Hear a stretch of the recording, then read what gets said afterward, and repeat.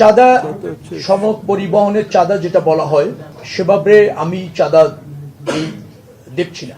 সেটা হচ্ছে সেটা পরে করবে। সেটা হচ্ছে বাস মালিক সমিতি আছে, আবার শ্রমিক সমিতিগুলিও আছে। তারা তাদের কল্যাণে, এটা একটা অলিখিত বিধির মতো কোনো সময় তাদের কল্যাণেই তারা এটা ব্যয় করে, বিধায় কালেক্ট করে তাদের সম্মতি। চাঁদা আমি ওইটাকে বলতে চাই যে কেউ দিতে চান না বা তাকে বাধ্য করা হচ্ছে, সেটা হলো চাঁদা।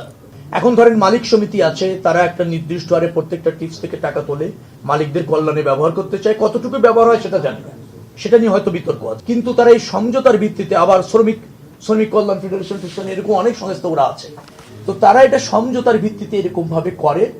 সেখানে আবার প্রাধান্য পায় যখন স্যার কদিন ধরে কোমরে ব্যথা।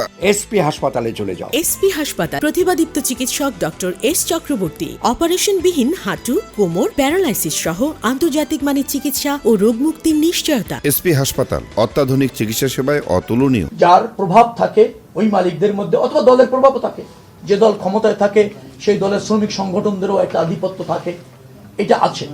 কিন্তু এইটা চাঁদা আকারে আমাদের কাছে দেখার সুযোগ হচ্ছে না, কারণ তারা সমঝোতার ভিত্তিতে করছে। চাঁদাবাজি এরকম যদি কেউ করতে আসে তার কোনো সুযোগ নেই, যোগাযোগ মন্ত্রণালয়ের অধীনে বা যে সমস্ত জায়গা আছে সেখানে বাইরে থেকে কেউ চাপ প্রয়োগ করে চাঁদা নেবে, অনৈতিক সুবিধা নেবে, সে সুযোগ নেই। কিন্তু মালিকরা যদি সমঝোতার ভিত্তিতে ওটা করে, সেটাও আমরা তাদের সাথে কথা বলে দেখব যে সেখানে কেউ ডিপ্রাইভ হচ্ছে কিনা এবং সেই অর্থের অপব্যবহার হচ্ছে কিনা, সেটা আমরা দেখব।